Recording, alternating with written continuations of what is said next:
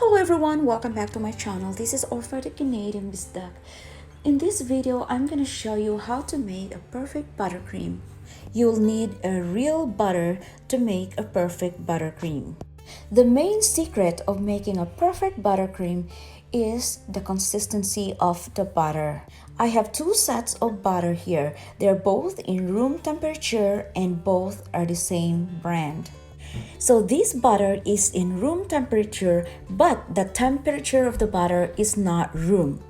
Did you get it? It's not room, it is still cold. Yes. And if you're going to press on it, it is slightly hard and cold to the touch. And if you're going to pick it up like this, it won't deform easily. It is still hard, it is still whole, one piece butter. Unlike this butter here, if you pick it up, it deforms so easily. It is very soft. And if you press it, it would easily dent it, as you can see, because it is melting. It is very room temperature, the butter itself. If your butter is in melting away consistency, you won't be able to whip it nicely. It would not work, okay? So to make a perfect buttercream frosting, you should use a butter that is in room temperature, but remember this, your butter must be in cold temperature. The butter itself, not the surrounding temperature, okay? The surrounding temperature must be room to soften the butter, but not too soft like it's melting away. It should be slightly hard and cold to the touch. Cold to the touch. Not super cold, not super like rock hard consistency. And that is the only secret you will need in making a perfect buttercream frosting. So here we go. Let's start whipping the butter. We are going to whip this butter until the color changes to a pale white or close to white, like almost white in color. And this could take about 3 to 5 minutes high speed in the mixer. If you're going to compare the color from before we put the butter into the mixer and now, you'll see the difference, right? If you're going to whip that melting away butter, it would not become like this. The color would not change. It would still be like melting away butter forever. Yes. So I am not going to speed up this whipping video. Whipping video so that you'll see how the transition goes. So here we go. This is getting about 3 minutes in the whipping. And can you see that little ridges right there at the bottom that is forming? That is a strong ridges forming. This indicates or tells you that your buttercream frosting is going well. Or should we say, you're on the right track, baby. Keep it up, keep it up, keep it up, yay. Yeah. Anyway, after 3 minutes of whipping, then we're gonna add half amount of the powdered sugar. half the amount of powdered sugar. Then, starting at low speed, we are going to continue whipping our buttercream frosting until the first amount of sugar or powdered sugar is fully incorporated. Then we're going to add the last batch. I didn't add all, as you can see. Yeah, but if later, if I find out that my buttercream is not strong enough, then I am going to add the rest of the powdered sugar.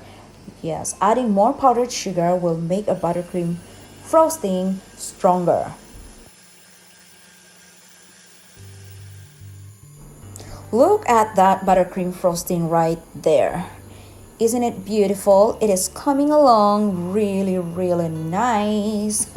I can't wait. It is really yummy. I am excited. As you can see, the buttercream frosting is getting fluffier now. Another sign that your buttercream is whipping really well is when it doubles in size or becomes many. Compared to where we started earlier, it was like this. And now, if you look at, it is more fluffier and the amount has become double. So that tells you You're doing good and you're going to get it perfect. Here it is. It is all done. Like around, let's say, a little over 5 minutes. I whipped it over 5 minutes. Yeah, so it looks like this, okay? And this consistency is perfect for piping petals like roses, but remember, this is very strong and very hard. You won't be able to spread this into your cake as frosting. So how to make this into a spreadable consistency for frosting your cakes? Just add 2 tablespoons of cold milk and whip to incorporate. After that, test or see if the spreadable consistency is good or to your satisfaction, then that is enough. If it's not, then you may add 1 more tablespoon of cold milk and then whip, and then that's it. Do not add too much cold milk, otherwise your buttercream frosting would be too soft, way too soft, okay? I am not adding any cold milk to this because I am using this for piping or designing, like that. So you want a strong buttercream frosting to achieve a perfect designs, whatever designs you want. So I am going to show you some samples to see how strong this buttercream frosting is. So this is just samples, okay guys? And I myself need to practice my piping skills because it's been like, when was the last time I piped the frosting into the cake? 2008. So you can imagine how many years. 12 years. 2008, 2018, 20, yeah, 8 years. Or no, not 8 years, 12 years. Yeah, 12 years. Am I right or am I wrong?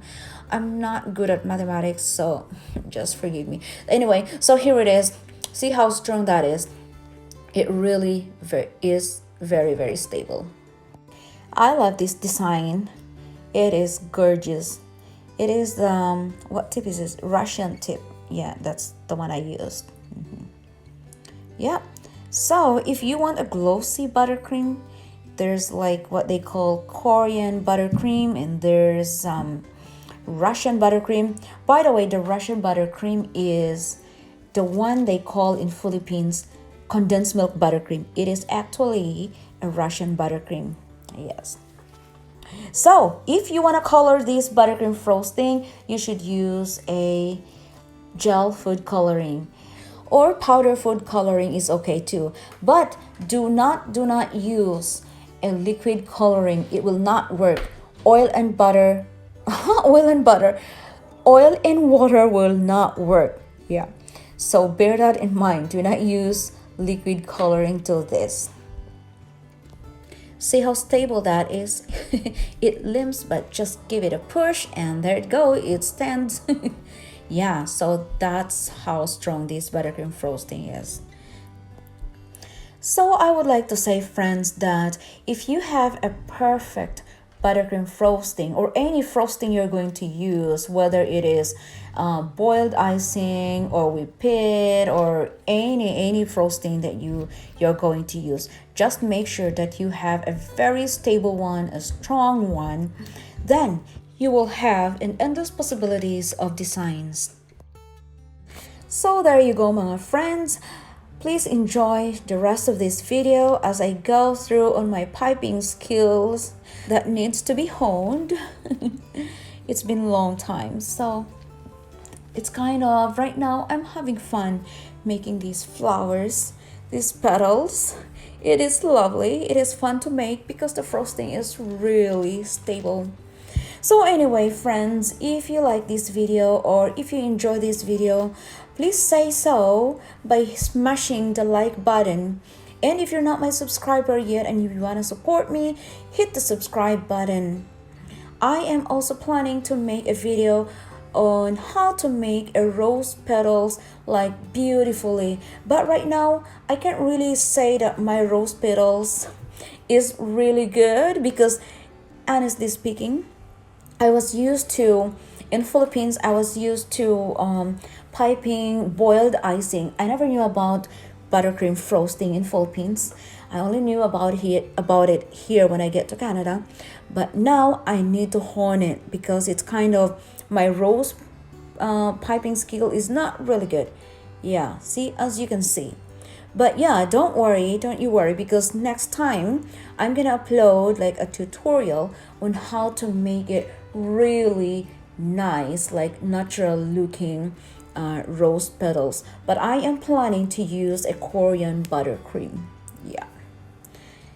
Okay, so anyway, what else should I say?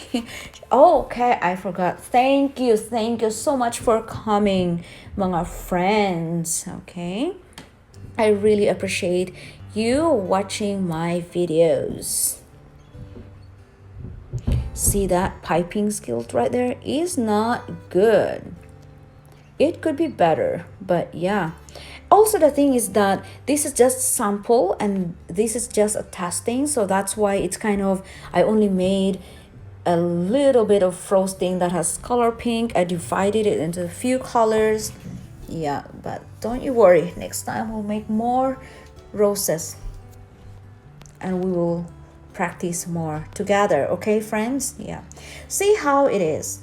Look at that buttercream frosting. Right away after I made that, I flip it up and look, it didn't fall. Yeah, and see how beautiful it is. And by the way, this buttercream frosting, my friends, it won't melt on the warm weather. I've tested it. I put the buttercream in the furnace room. Furnace room is where we put the heater. Yeah. So this is the buttercream. It's in the furnace room. This is also where the laundry is. That room is hot. It is warm. It dries out shoes overnight. And see that little hole right there? Anyway, yeah, so that little hole, it blows hot air. Yeah, that is that machine warms the whole house. Okay, yeah, so basically this room is how do you call that, is very warm. Yeah, so that is also where the hot water comes from. Yeah, and that one controls the temperature, whether a winter or summer. So it looks like that it is really warm in there. You can really feel it if you put your face right there up to where the machine is, or even if you're standing where the machine is, it is still hot. And see that it's blowing on hot air. Okay, so this buttercream frosting that I put on top of the dryer, that is a dryer. So when the dryer is on, I left it there. That little buttercream frosting right there, you see, I left it there. When the dryer is on, it is also hot. Yeah, that dries our clothes, so that means that machine, the top or the surroundings of that machine gets hot. And as you can see, this has been here for about 2 days, and that frosting has not melted. As the day and night goes, the buttercream becomes even harder and harder until it becomes like candy. There will be no more, how do you call that, creaminess inside of that buttercream frosting. Yes. So that's how stable this buttercream is. When you whip it good, when you get the right consistency of the butter, your buttercream won't melt easily. You won't need any of the extras like lard or anything. You don't need it anymore. As long as you have to make sure that your butter is in cold temperature. Okay, so here it is. Practice. I need more practice. Especially of the color combination. Okay, friends, I think I've talked too much. I gotta let you go. I'll see you next time. Bye bye. Take care.